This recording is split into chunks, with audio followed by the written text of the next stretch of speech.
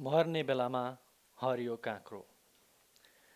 That is a proverb I grew up with in Nepal, meaning eating green cucumbers in dying hours. It doesn't translate well,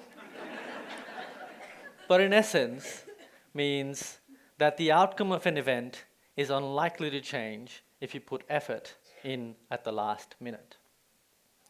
In other words, it's too late. The outcome is written. The window is sealed. The train has left the station. That was me. At the end of year 11, I had failed 6 out of 7 subjects. Not because I didn't speak English.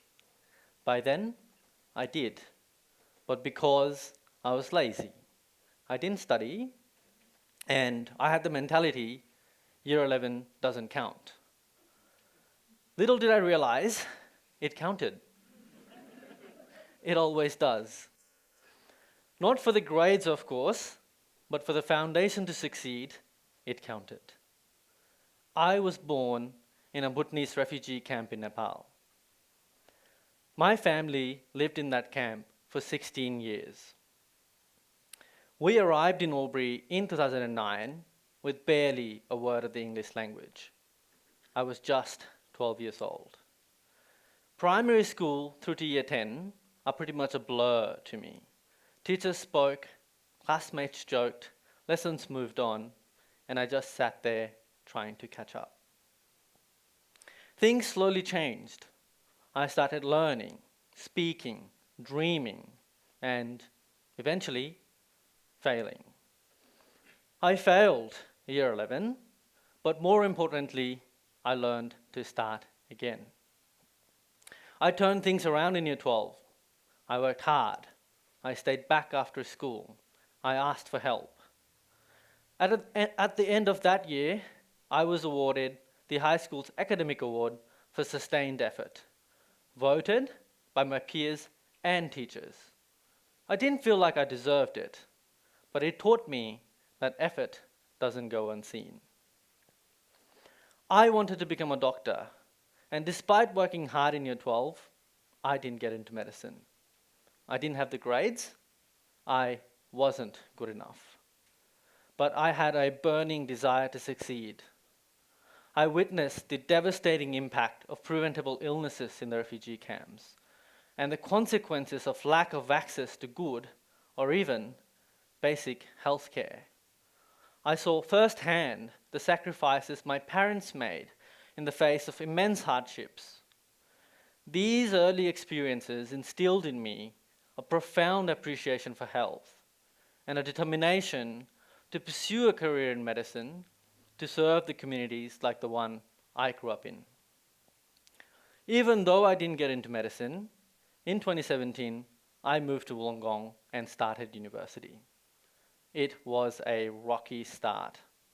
I changed from a science and computer science double degree to a Bachelor of Medical and Health Science degree, and still dreamed of eventually becoming a doctor. At the end of my undergraduate degree, I was awarded the university's highest honor, the University Chancellor Medal. I started medicine the following year. I now work as a doctor at Albury Health, giving back in small ways to the community that gave me everything.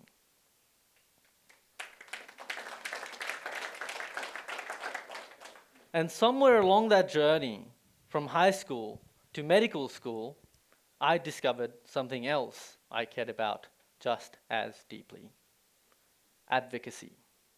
I used to think that advocacy was for the powerful, people wearing suits, at parliaments, at microphones. But I started anyway, and I found myself at the United Nations Human Rights Council in Geneva, at the G20 Youth Summit in Indonesia as Australia's youth representative, at the World Forum for Democracy in Strasbourg, France, and published opinion pieces in national newspapers. And yes, still that kid who had failed year 11 in high school. With hindsight, I've now realized advocacy isn't about having power, it's about using what you have. I didn't wait until I had a degree, or a title, or a microphone.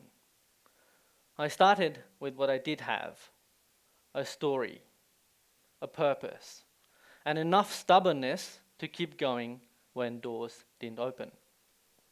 At these global forums, I advocated for youth inclusion and intergenerational dialogue in decision-making processes, which I believe is a necessity in navigating an increasingly unpredictable world in which we live.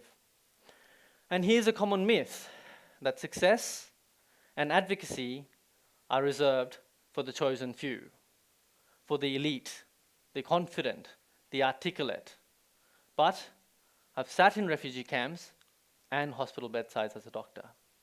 I have failed school and passed major exams. I've spoken with politicians and diplomats and with Year 3 kids on Harmony Day. And I'm telling you now, you do not need permission to start. Caring does not require an invitation.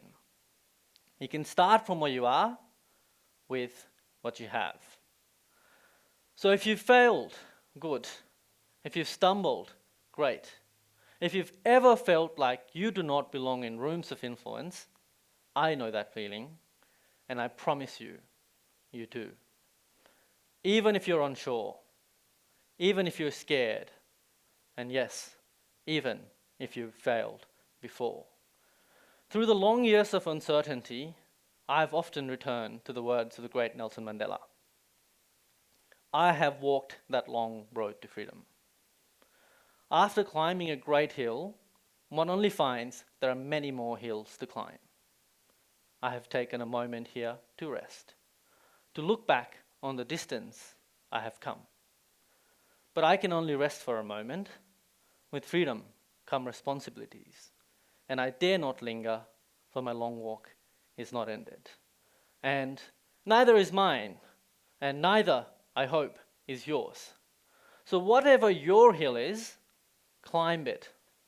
Rest if you must, but don't linger. The world needs you to start.